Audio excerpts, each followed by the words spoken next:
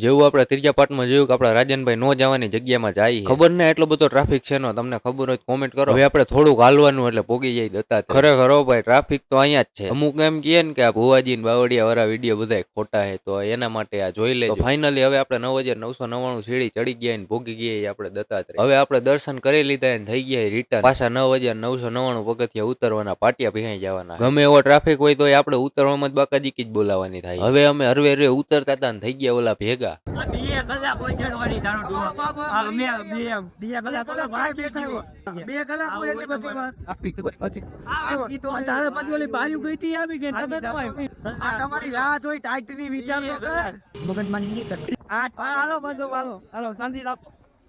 મોટા ભાઈ લપ થઈ ગઈ હતી 3 કલાક તારી કલાક ભાઈ આવી ગઈ. હાથ મત નહીં લગાડતે, હાથ રાખી દેશે.